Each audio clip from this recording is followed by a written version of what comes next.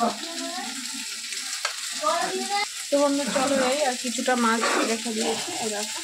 এবারে আমি মাছগুলোতে নুন হলুদ মাখিয়ে নেবো।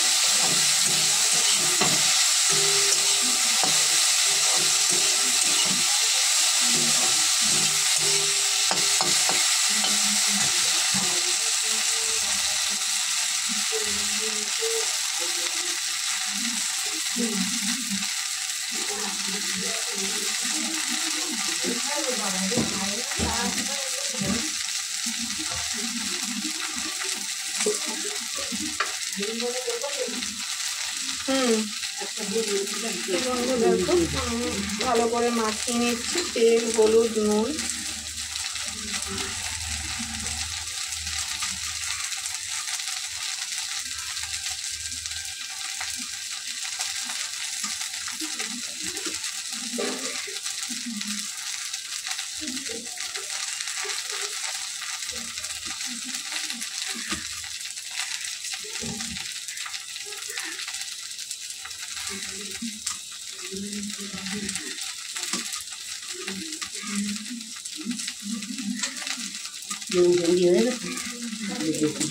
হাতটা দিয়ে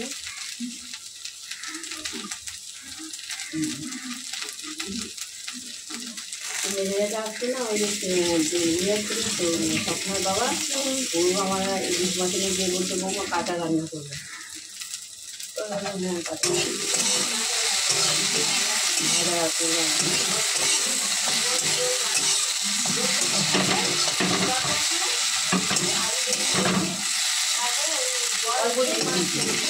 মাথার সাথে আর লাগবে না, আর একটা চলবে না।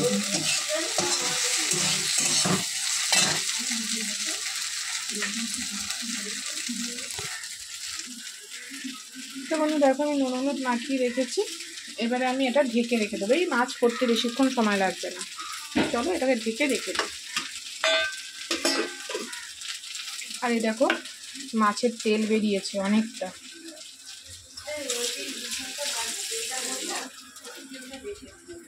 কি দেবো?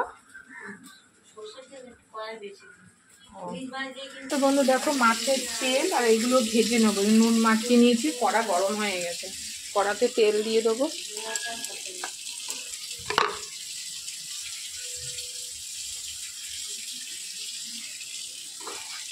দেখো কড়াতে তেল দিয়ে দিয়েছে আর এগুলো মাখিয়ে নিচ্ছে। এগুলোকে একটুখানি মেখে তুলে রেখে তারপরে তেলটা দেবো। আমি কিন্তু ফার্স্ট টাইম করছি ইলিশ মাছের রেসিপি, দেখো তাই ভাবলাম তোমাদের সাথে শেয়ার করি। তোমরা প্লিজ প্লিজ আমাকে সাপোর্ট করো। তোমাদের সাথে শেয়ার করবো বলেই কিন্তু আমি ফার্স্ট টাইমই করছি। তো চলো কড়ার তেল গরম হয়ে গেছে, এগুলোকে ভেজে নিই।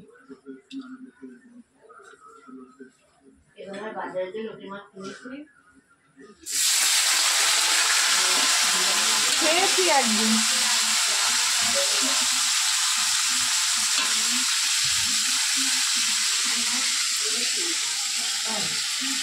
তোমরা দেখো এগুলো কড়া হয়ে ভাজা হয়ে যাবে, তারপরে আমি তেলটা দেবো। ওখানে দেখো তো না গন্ধ বেরোচ্ছে না, গন্ধ বেরোচ্ছে।